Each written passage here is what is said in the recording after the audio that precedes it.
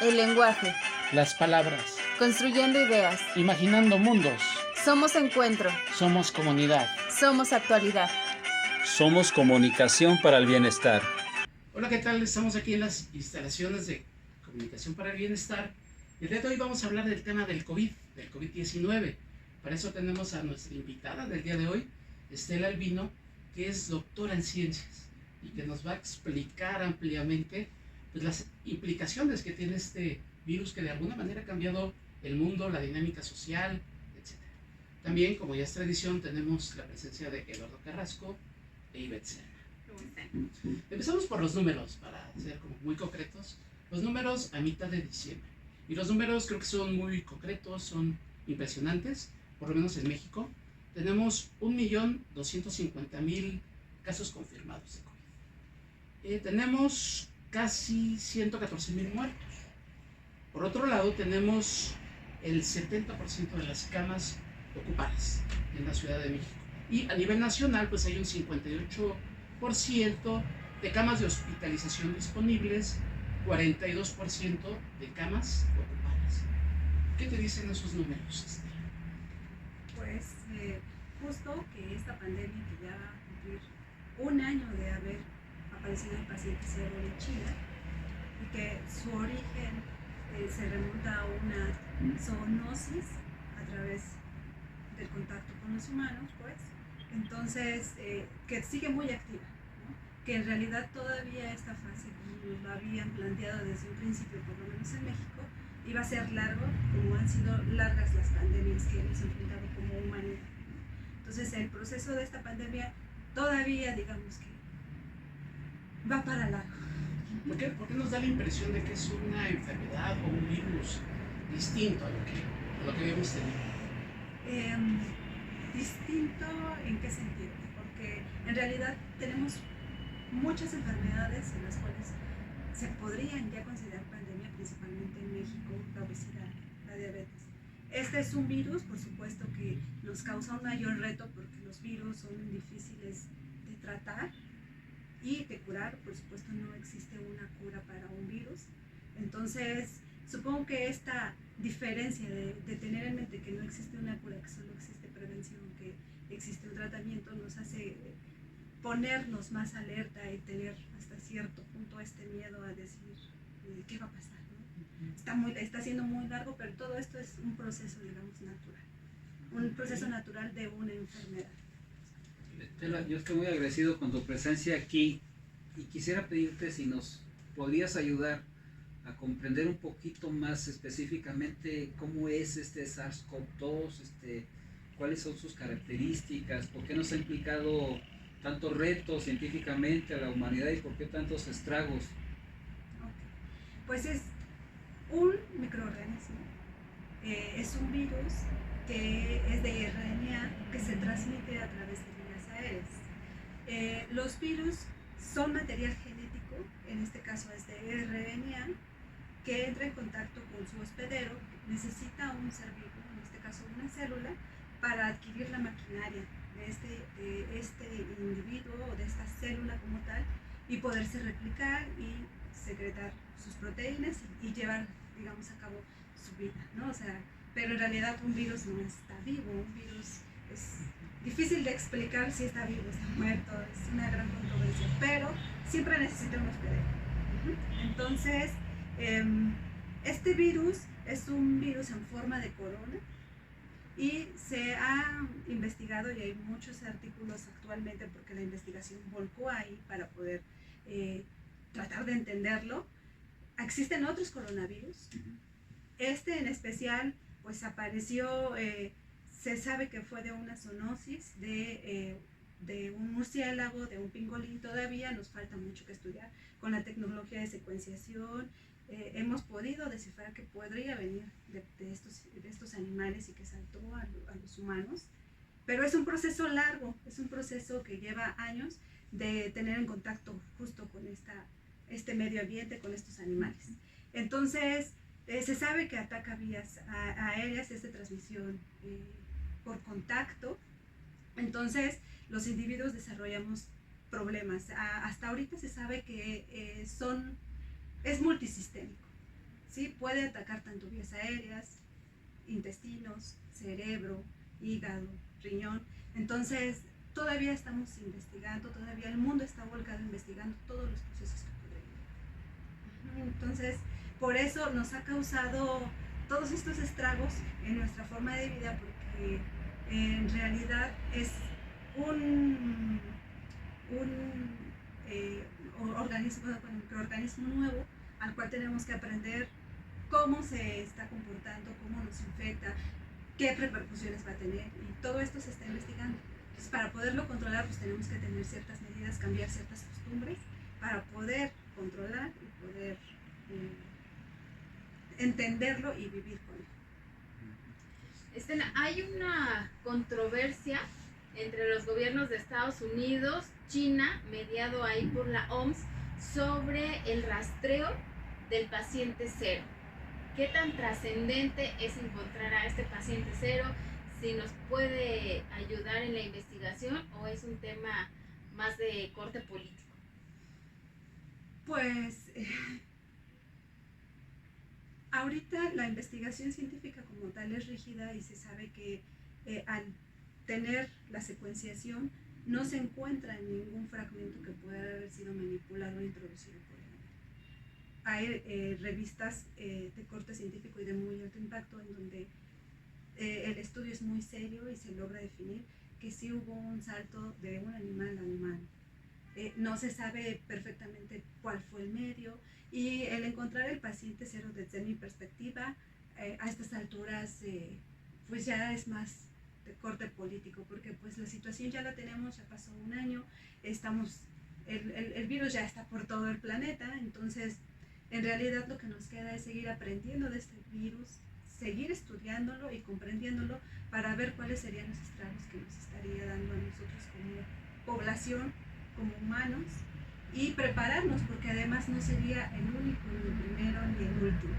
Entonces, esto es una condición que nos viene a marcar la pauta de que vienen muchas otras más microorganismos, enfermedades, en las que tenemos que centrarnos y en las que tenemos que aprender en esto del diagnóstico molecular, de la medicina personalizada, que son cosas y cuestiones científicas a las que ya se estaban volteando a ver.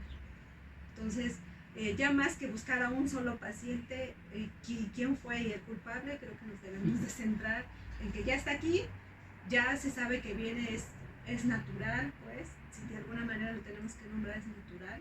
Si brincó al humano, si pudo haber brincado de un animal, sí. Pero pues ya no nos queda más que aprender, conocerlo y manejarlo. Doctora, desde marzo aproximadamente tenemos el pacientes aquí en México. A partir de ahí el gobierno ha empezado a tomar una serie de decisiones para afrontar la pandemia. ¿Qué balance harías tú a diciembre, mediados de diciembre, de esa serie de decisiones que ha tomado el gobierno?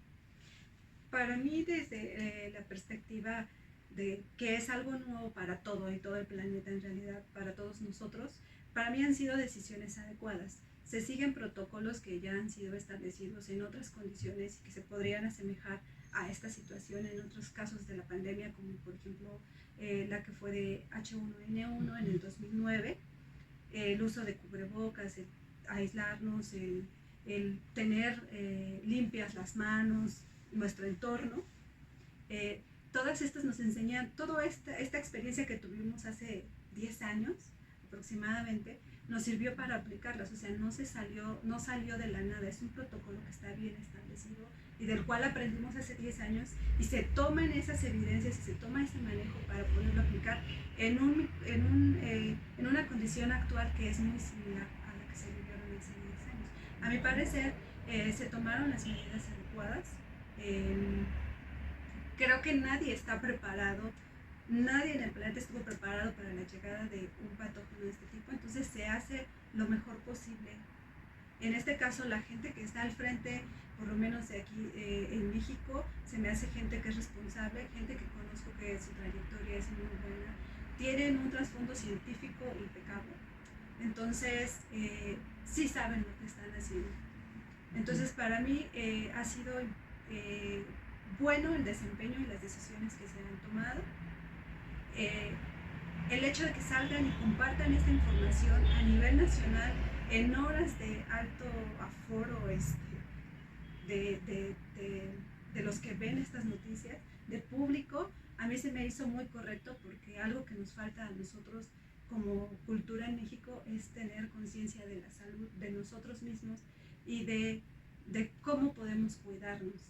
Y el entender estas enfermedades que, aunque sea nueva, nos las están explicando, nos están haciendo entender, quizás hasta a veces con manzanitas, cómo debemos de manejar las situaciones para prevenirlo.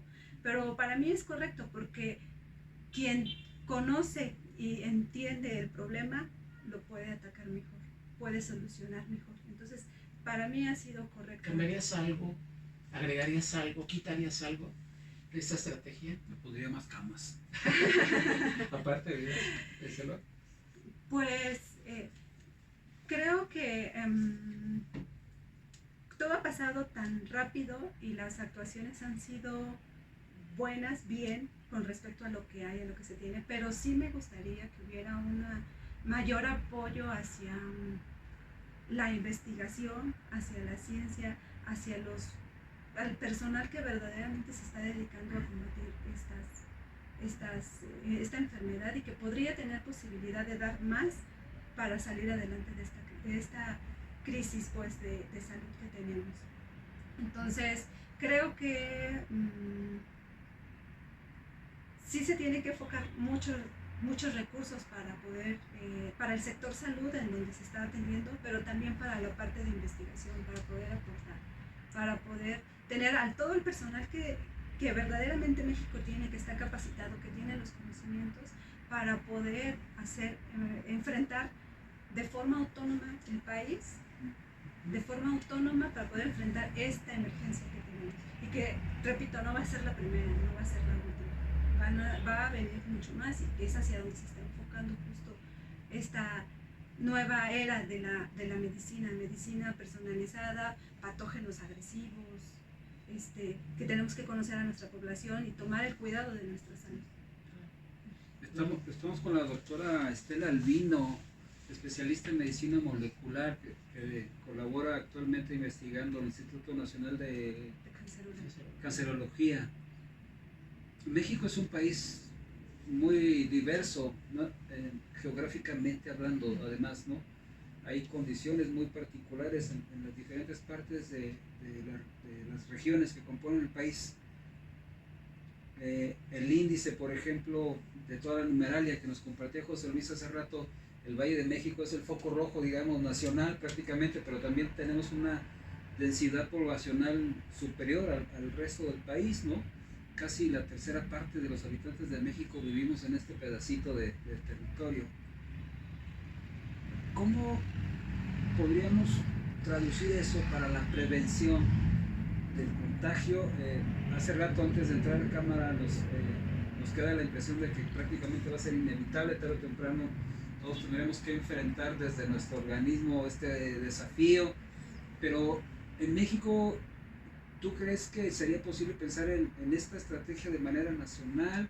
¿Habría que regionalizar? ¿Habría que sectorizar incluso? La atención al paciente. Y la prevención también. La prevención creo que se está tratando de dar a nivel nacional desde la televisión, con estas conferencias que se dan a diario. Las medidas que se dan, las medidas de cubrebocas, lávate las manos, la sana distancia, y el no salir o no movilizarse si no es estrictamente necesario, forman parte de un protocolo que verdaderamente funciona si lo seguimos, ¿no? Si lo llevamos a cabo como es. Entonces, la Ciudad de México pues es conocida por su gran movilidad, ¿no? O sea, el que vengan, vayan, y su cercanía con otra población que es como el Estado de México, que es una de las mayores también del país, y esta movilidad que existe entre ambos pues también lo pone pues en jaque, ¿no? Porque aquí se concentran la mayoría digamos, de la atención, de los modelos de prevención, y de aquí sale todo. Entonces yo creo que sí valdría la pena que se descentralizara un poco aunque lo ha hecho muy bien, para mi gusto la Ciudad de México lo ha hecho muy bien en el sentido de manejar toda esta movilidad y que se concentre todo aquí, es esto de la descentralización, de poner otros centros de atención que también tengan todas las capacidades como las tiene la Ciudad de México, sí valdría la pena. Sí valdría la pena pensar a futuro y decir, aquí tenemos dos zonas de hospitales, la que está en el centro de Tlalpan, la que está en el norte, por el Instituto Politécnico Nacional, donde sí ciertamente se concentra la mayoría de todas las instituciones que pueden tener especialistas para tratar diversas enfermedades, ¿no? Entonces, en este caso con COVID, pues también es la zona que tiene la mayor capacidad de respuesta para una emergencia de este tipo. Entonces, yo creo que otra de las cosas que podría aportar este gobierno o esta administración sería, sí, tratar de descentralizar y generar mucha más oportunidad de atención en otras partes, ¿no?, del país. Por ejemplo, pues otra ciudad importante es Guadalajara, y creo que Guadalajara trata de responder bien, pero también todavía le falta esta capacidad, es decir, de no estar tan centralizados, ¿no? Entonces, pues quizás lo que podríamos hacer mejor o empezar a construir pensando a futuro es tratar de descentralizar y poner mayores centros de atención especializada, ya sea para COVID o para, ahora también suena mucho cáncer, que es un problema nacional que tenemos que enfrentar en otros estados de la República, poner esta infraestructura y apoyar, porque tenemos mucho personal, mucho recurso humano muy preparado y bien preparado para poder atender, pero también falta estructura e infraestructura, ¿no? Y de parte de la ciudadanía, decías ahorita que esas recomendaciones públicas que nos han dado, tú las ves muy pertinentes, ¿no? Sí. ¿Qué tanto énfasis habría que poner en esta responsabilidad ciudadana para prevenir hasta donde sea posible el contagio o la enfermedad? Uno de los objetivos de que se esté comunicando todas estas medidas repetidamente es concientizar de tu propio cuidado, porque como lo repiten una y otra vez, si te cuidas tú, nos cuidas a los demás.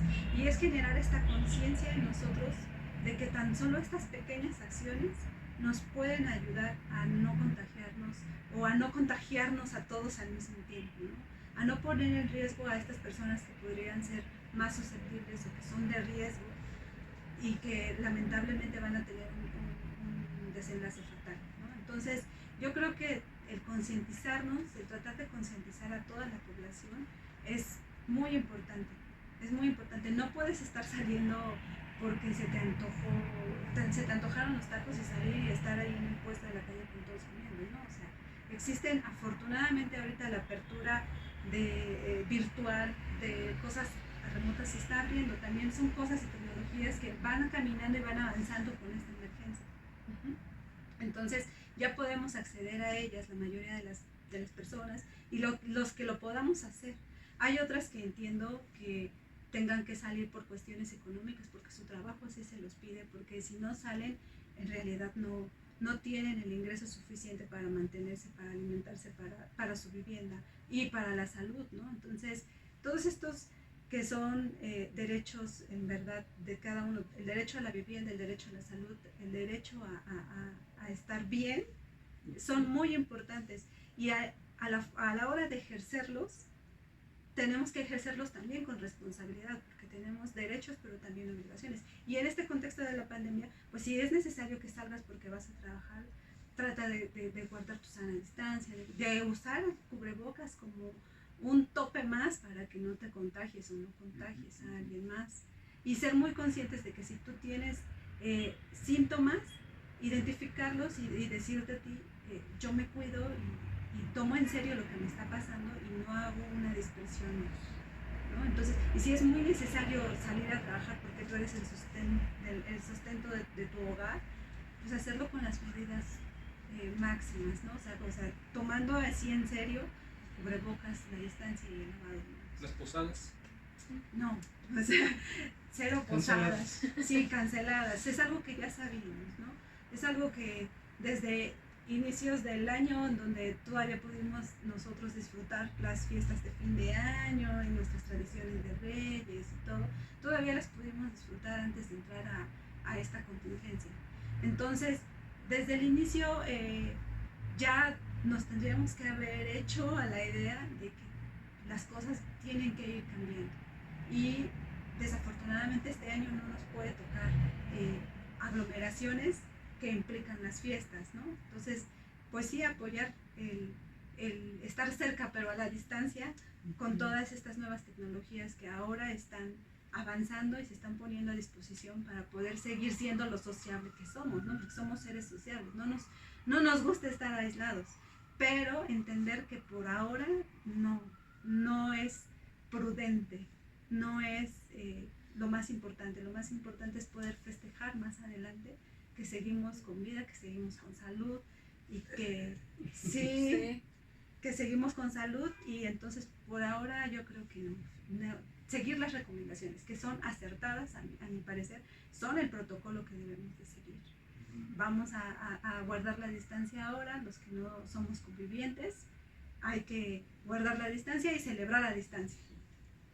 Doctora, hay una percepción de que a 9 meses de esta contingencia sí hay un relajamiento de medidas por el tema de la economía, pero también a nivel personal hemos ido perdiendo un poco el temor al virus, quizá porque hemos visto a alguien cercano que se contagie y que no la ha pasado mal. Hay otros que desafortunadamente sí han vivido condiciones de tragedia, pero en general hay como digamos, acostumbrarse al virus, y nos hace como relajar los cuidados, o la idea de ya me dio, ya la libré, entonces ya puedo salir al mundo de manera natural. Sin embargo, estamos ya en un segundo rebrote que parece más complicado que el primer pico. ¿Cómo podemos manejar este tema del autocuidado, de la autoconciencia, para enfrentarnos a esta segunda ola? Como bien lo dices, esta segunda ola, de hecho las segundas olas siempre son manejadas como más letales, es decir, ya vimos lo que pasó a principios de este año, hubo una gran cantidad de muertes, pero se sabe y se espera y se proyecta que las segundas olas siempre son más letales. Va a haber mayor muerte justo por esta relajación de ver que sí es muy alentador ver que hay muchos casos que no son tan graves, afortunadamente, pero sí hay otros que provocan muchas muertes, otros casos que son graves y que además implican cuestiones económicas de gasto de estadías en hospitales, y por más que el gobierno tenga las instituciones para apoyarte, implica un gasto para la familia, del tiempo de estar esperando las noticias y todo. Entonces, si no somos conscientes, pues esperemos entrar en las estadísticas pues de esta segunda ola. Entonces tenemos que ser conscientes sí o sí, no hay de otro. Tenemos que seguir las medidas y seguir siendo conscientes, porque el virus ya se va a quedar, el virus va a ser parte de nuestra vida desde diciembre del 2019 para acá, ya va a ser parte de nuestra vida, se va a quedar. Y claro que tenemos que aprender a vivir con él, tenemos que aprender de él para poderlo contraatacar. Entonces, nuevamente, yo reitero que es importante educación para la salud, educación para llevar a cabo y conocernos a nosotros, porque si sabemos que tenemos alguna afección, ahorita nos han remarcado mucho todas estas comorbilidades, la diabetes, la hipertensión, la obesidad, pero son cosas que traemos de hace más de 10 años a la fecha y que no hemos volteado a ver y decir vamos a atenderlas. Entonces desde ahí, desde esa conciencia de saber de nosotros, de saber cómo está nuestra salud, aunado a que hay un patógeno que es altamente contagioso, entonces desde esa perspectiva es seguir cuidándonos. Entonces yo le apostaría a seguir con la educación para la salud y educación para nosotros mismos, y entendernos a nosotros mismos, cuidarnos con nuestra alimentación, con nuestra actividad física. Y entonces pues creo que no hay de otra, así va a ser nuestra vida de aquí en adelante. Se llama la nueva normalidad, y así ha sido a lo largo de la aparición de diferentes patógenos que nos han puesto en jaque, ¿no? Entonces tenemos que aprender con estas medidas y mantenerlas quizás ya de por vida. Doctora, esta enfermedad ha traído retos para gobiernos, para instituciones de salud, para empresarios, para trabajadores, para estudiantes, para profesores. Nos ha cambiado la vida en muchos sentidos. El presidente de la República ha hecho un llamado, creo que bastante serio, en un tono bastante serio, a que durante 10 días nos mantengamos en casa, en lo posible nos salgamos. ¿Qué otra cosa recomendarías hacer, además de no salir de casa? Como estrategia, porque somos un pueblo de usos y costumbres en el que somos muy cercanos, somos muy familiares, nos gusta reunirnos, nos gusta hacer fiesta. Entonces, en realidad, siguiendo esas tradiciones, esa cercanía, quizás, insisto, en la conciencia de saber que si ahora nos guardamos, quizás podamos salir mañana o en 10 días, ¿no? El ciclo de incubación y desarrollo de la enfermedad es alrededor de 14 días. Entonces, el sentido estricto del llamado a guardarse estos 10 días es porque sabemos que estamos hoy a 14, en 10 días es Navidad y todos tenemos usos y costumbres de reunirnos con nuestras familias. El 10 al 24 es un momento. Es un momento complejo. crucial actualmente, claro, porque vamos a querer ir a comprar regalos, vamos a querer ir a visitar a la tía, a la abuelita que no hemos visto, además por esta condición que sí nos alejamos, pero en realidad no es momento. No es momento porque, como ya lo mencionaron, es la segunda oleada.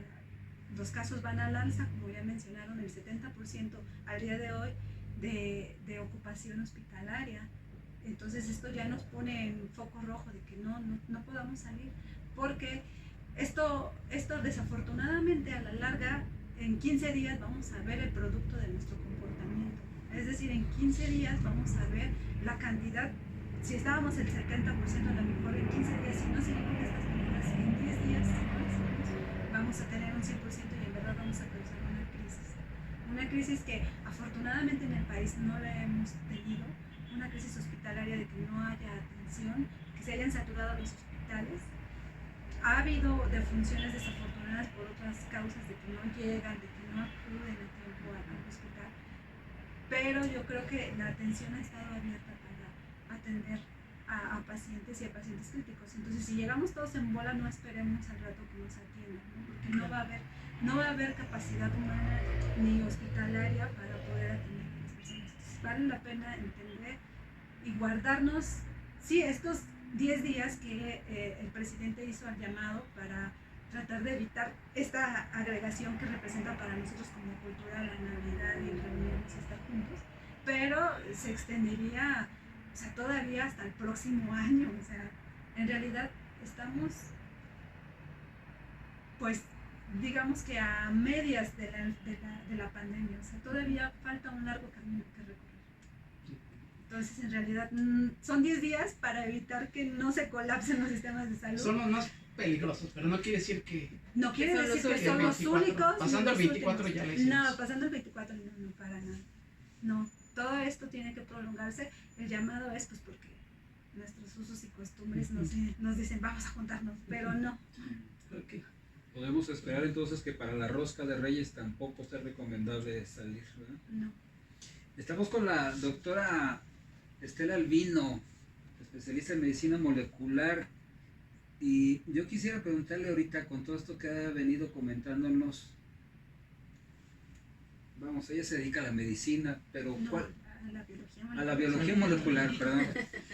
Biología molecular, pero ¿qué podría decirnos desde su experiencia acerca del papel de los medios de comunicación en este periodo? ¿Cómo? Vamos, México es segundo lugar mundial, dicen las estadísticas de fake news, de noticias falsas, ¿no? Particularmente en la materia. Y hay una serie de remedios que luego se recomiendan, algunos parecen inocuos, inofensivos, pero hay otros que parece que podrían poner en riesgo a la población. ¿Cómo ve la doctora Albino todo esto de los medios? Pues la evolución de la enfermedad a lo largo de este tiempo, que ya es prácticamente un año desde que apareció y 9 meses desde que se declaró emergencia mundial y que aquí en México se empezaron a tomar las primeras medidas, Por supuesto, los medios de comunicación deben de jugar un papel muy importante porque informan y están cercanos a la gente. Pero así como ha evolucionado y ha avanzado el estudio y el conocimiento de la enfermedad, de cómo tratarla, y los médicos se han esforzado, y la comunicación para tratar de entender y analizar y explicar y dar el mejor aporte para poder curar a las personas o para poder darles un mejor tratamiento. Así igual con los medios. Creo que también los medios deben de evolucionar y prepararse y caminar. Tratar de evitar estas falsas noticias, de esta información que no está verificada. Tratar de comprometerse con la causa, porque en realidad es una causa de todos. Perdón la interrupción. ¿Cuáles fuentes recomendaría? Pues mire, la información que da el doctor Hugo López-Gatell es fidedigna, por supuesto viene de un corte científico. Él, yo he visto sus pláticas y las hace de una forma amena y entendible para la gente en general, para la gente que en realidad no tiene todos estos fundamentos que uno como especialista puede llegar a manejar. Entonces, en primer lugar, confiemos, digamos, como en la palabra del especialista, porque es un doctor que tiene mucha experiencia en el tratamiento de estas epidemias, y confiemos en lo que él nos va indicando, y además en el personal de salud que también viene y que se pasaron 5 años estudiando para poder entender enfermedades, para poder curar. Ellos se acercan a nosotros para curarnos, ¿no? Curiosamente he leído mucho acerca del miedo a esta información, al miedo a los médicos, ¿no? Los médicos estudiaron para tratar de salvaguardar la vida, no para quitarla. Entonces los médicos imponen su vida, en realidad la carrera de medicina es larga y es muy demandante. En realidad a veces tienes que sacrificar tu vida personal, familiar, hijos, esposos, todo lo que tengas por estudiar medicina, porque es una carrera muy demandante, pero es una carrera de servicio. Entonces ellos tienen la información, el entendimiento más cercano para poderte auxiliar y ayudar. Entonces las fuentes que puedes pues de manera más cercana usar, pues es esta herramienta que ya nos dio la televisión con esta conferencia, que en realidad sí nos da digamos información fidedigna, sí nos da una información que si en verdad queremos ir a verificar y queremos ir a ver, la podemos encontrar en revistas de corte internacional, en internet. El internet es un gran mundo tanto de buenas noticias como de falsas noticias, como de verdaderas noticias, pero también viene mucho el sentido común, ¿no? El sentido común, que es el menos común de los sentidos, pero por supuesto que hacía una analogía desde niños, nos dicen, oye, no tomes el cloro de la limpieza, ¿no? Porque te hace daño, te pica. Ha habido accidentes en casa porque los niños lo toman y sabes que los niños pueden llegar hasta morir. Entonces, ¿cómo crees que el tomarte el cloro para curar el COVID te va a ayudar en algo? Si ya hay unas experiencias, ¿no? Por ejemplo, que el cloro ha llegado a tener desenlaces fatales en niños que por accidentes, por errores, se pueden llegar a beber. Entonces ahí vamos manejando también el sentido común y decir, esto no me va a ayudar.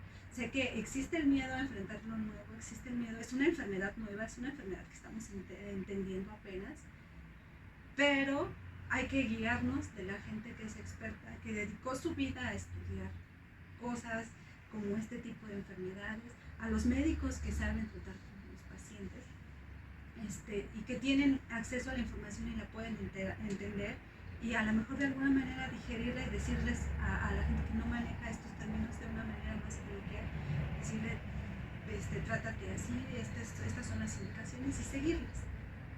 Entonces, fuentes fidedignas, pues hasta ahorita sí, lo más cercano que podría decir es lo que está el secretario el subsecretario de salud, las cifras que él está manejando y que podemos verificar en internet. Nosotros tenemos algunas bases de datos como el NCBA, donde vienen artículos de corte científico, donde nosotros llevan un rigor científico y es revisada por pares, y si cumple estas normas, estas reglas, se puede publicar. Y es un lenguaje, digamos, que pocos, o los que no están especializados en el tema, nos cuesta trabajo entender o no entendemos, Pero de todas maneras, si alguien lo traduce como el subsecretario que de repente nos viene a decir, miren, esto pasa, este producto no lo usemos así porque no sirve para esto. Entonces, tratemos de llevárnoslo con cuidado, pero sí informarnos con estas fuentes. Yo estoy a favor de estas conferencias en donde sí será información fidedigna.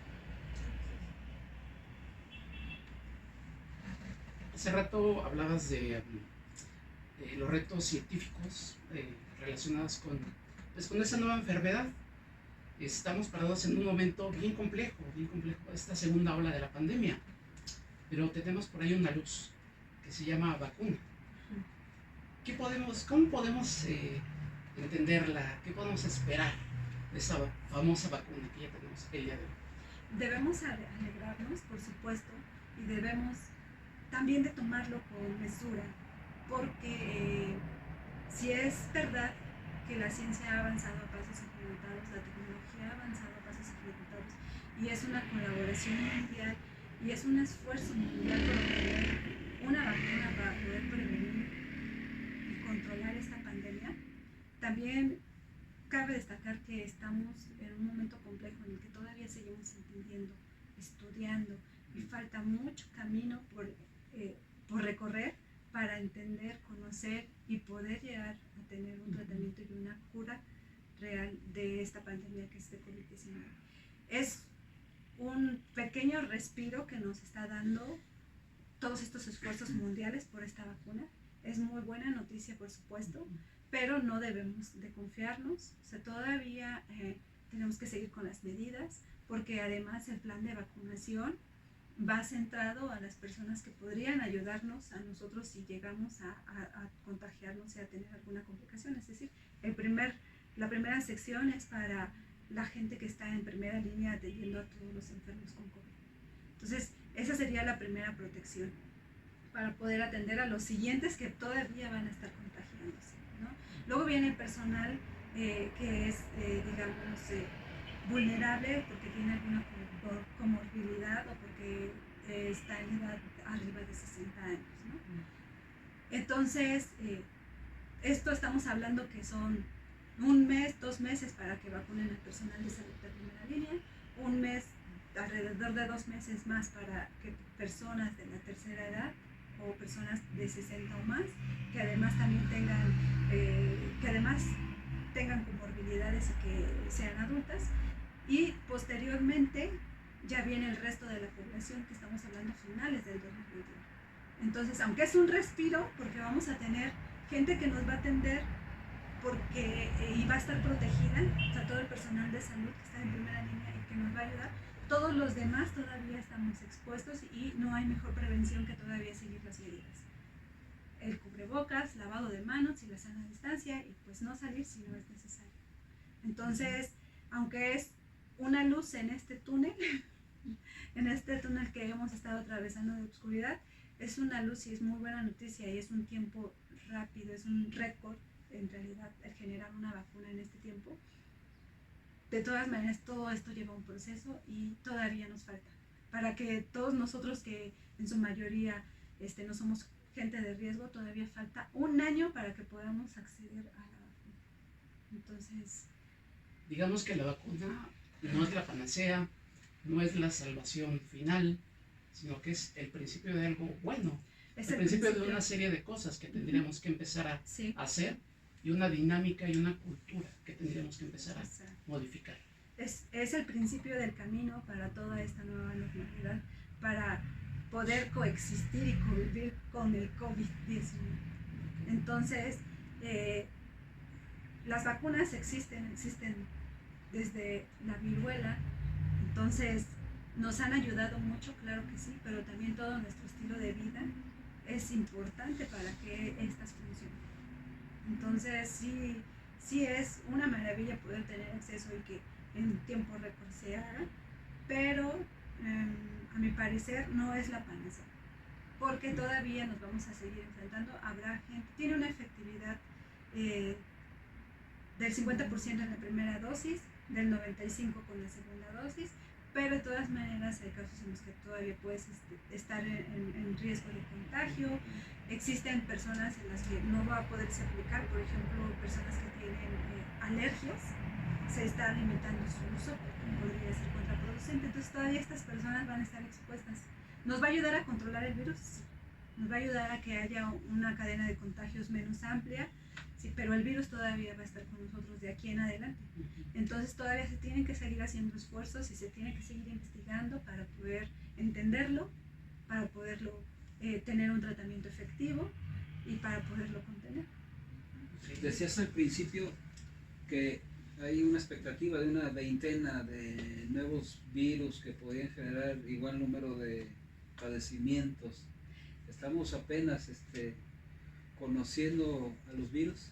No, los virus se conocen desde hace mucho tiempo, pero se sabe que vengan nuevos virus que tengan mecanismos que aún no conocemos cómo pueden estarse comportando cuando entran en contacto con nosotros como humanos y qué enfermedades podrían estar desarrollando, en donde, por ejemplo, COVID-19 es un virus que desarrolla una enfermedad que la llaman actualmente multisistémica, que no sabes a dónde te va a pegar, ¿no? Si a nivel del cerebro, a nivel del tracto respiratorio o a nivel del tracto digestivo, ¿no? Entonces, hay otros virus que se sabe exactamente a dónde van a ir a pegar, por ejemplo, el virus de la inmunodeficiencia humana, que le da a los linfocitos, ¿no?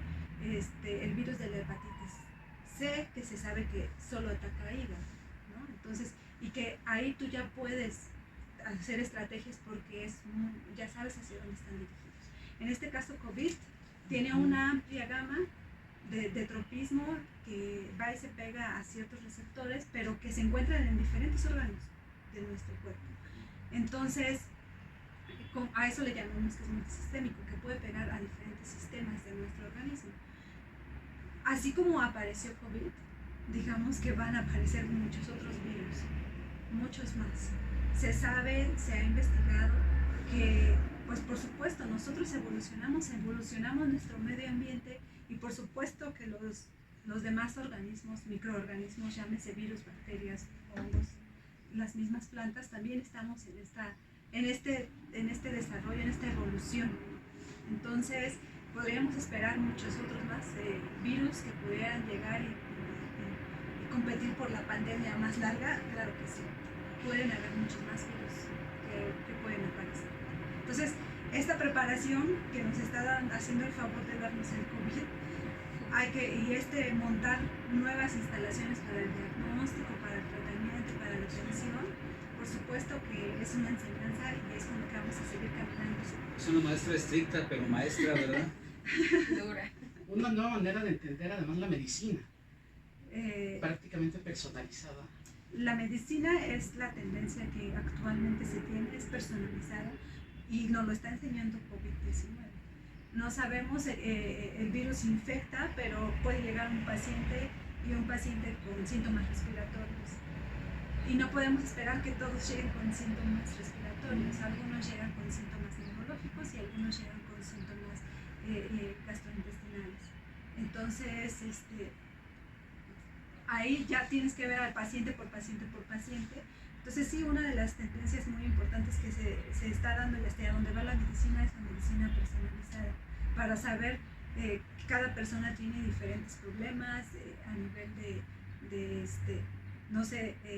deficiencias en el sistema inmunitario, deficiencias en algunas, hepáticas, respiratorias, ya antes de la infección por el COVID. Entonces esto nos ayuda así como a canalizar los esfuerzos dependiendo ya de la persona.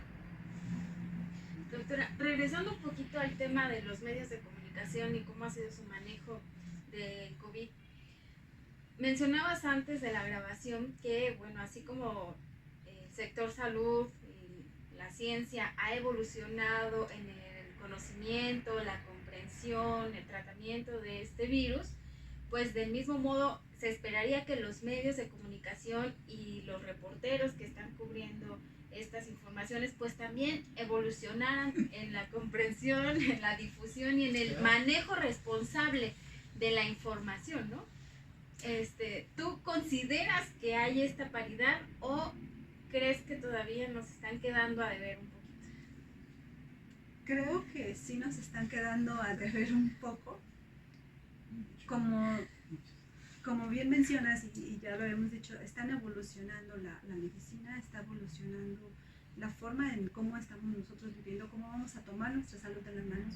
Por supuesto que ahora hay equipos multidisciplinarios en los que todo es importante, y la comunicación y la información que se le da a la población también es muy importante.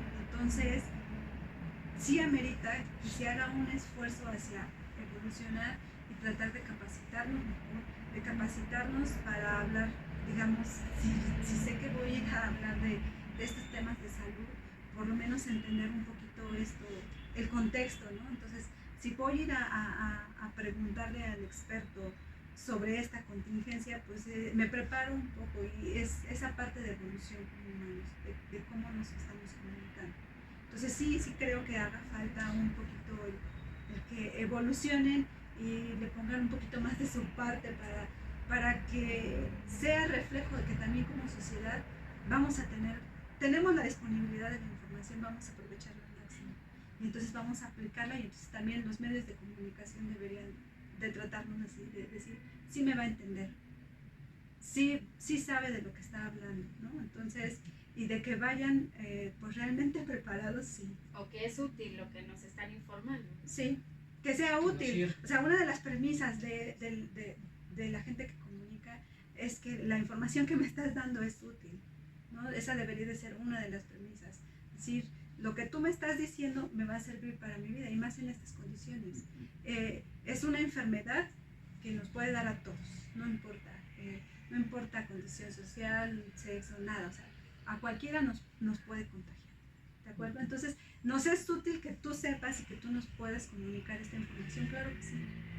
Entonces, la comunicación sí juega un papel importante, y sí debe evolucionar, debe avanzar, debemos de prepararnos.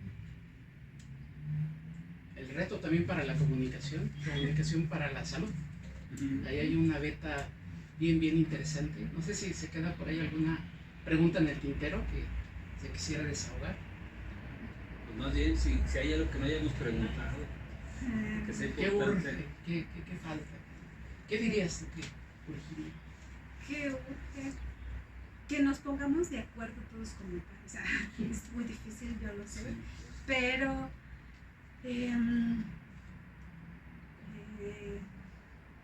debemos de unirnos y de verdaderamente creer que las cosas que vamos a hacer nos va a sacar adelante como país. Que las cosas que nos están diciendo de la prevención no es porque sea un partido, no es porque sea una persona que está en el poder, que no es porque sea X o Y persona, es porque es para nuestro bienestar.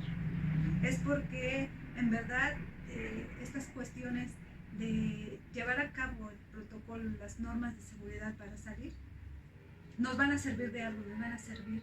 Entonces, pero si todos nos unimos y en verdad tomamos conciencia y en verdad consideramos al otro, es decir, yo me cuido y te cuido a ti, es parte de esta unidad que debemos tener. Ya sabemos que no podemos estar juntos, pero sí unidos, ¿no? O sea, sí unidos en el sentido de, ¿sabes qué? Me hago consciente, Claro. tomo las normas, no porque me lo esté diciendo un partido político, no porque me lo esté diciendo tal administración, no porque, o sea, es porque en realidad es lo correcto para poder llevar y salir avantes de una pandemia que nos engloba a todos, ¿no? Que nos engloba como planeta, es más, no solo como país, sino como planeta.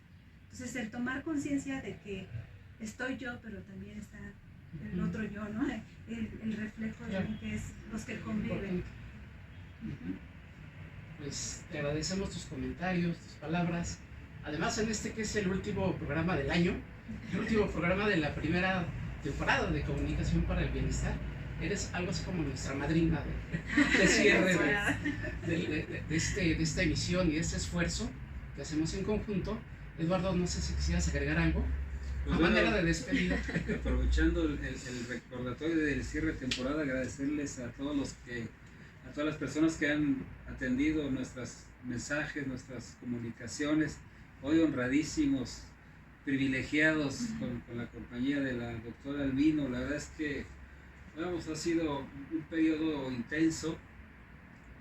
Yo creo que entre más aprendamos de los retos que enfrentemos, pues también tendremos mejores capacidades para responder a ellos, y es uno de los objetivos de Comunicación para el Bienestar. Saludos, felices fiestas, quédense en casa. Sí, quédense Dalia, en casa. Bueno, pues yo agradecerle a la doctora, la verdad estaba yo absorta en lo que estabas diciendo, porque no hay nada como acercarse a las voces que saben, ¿no? Y como periodistas, como medios de comunicación, a veces nuestro ego nos gana y creemos saberlo todo, cuando en realidad lo que hacemos es suponer la mayoría de lo que decimos. Así es que yo te agradezco mucho que hayas estado aquí, que nos hayas dado algunas luces y que nos hayas transmitido toda esta información que nos va a beneficiar a todos y a todos los que nos ven. Muchas gracias a todos por su compañía en esta primera temporada, y les recordamos que en enero vamos a estar de vuelta. Nos gustaría mucho recibir su retroalimentación, sus opiniones, qué les gustaría ver en la segunda temporada, por ahí en nuestras redes sociales, Comunicación para el Bienestar en Facebook y con Bienestar-Bajo en Twitter, también en nuestro canal. El lenguaje, Las palabras, construyendo ideas. imaginando mundos. Somos encuentro, Somos comunidad. somos actualidad. Somos Comunicación para el Bienestar. Síguenos todos los lunes, miércoles y viernes. Ojalá que llueva café. De YouTube, todas sus recomendaciones son muy importantes para nosotros, porque lo que tratamos de hacer aquí es un ejercicio de comunicación para el bienestar, y particularmente hoy un ejercicio de comunicación para la salud. Y yo me quedaría con una frase bien importante que decías hace ratito, que la comunicación nos sirva para algo. Es decir, que la comunicación no nada más fluya, se intercambien ideas, etcétera, sino que podamos construir algo, y algo bonito, algo que nos sirva, por así decirlo. Y pues en enero estamos de vuelta, aportando, aprendiendo, desde luego. Pues nos vemos hasta enero. Gracias. Gracias.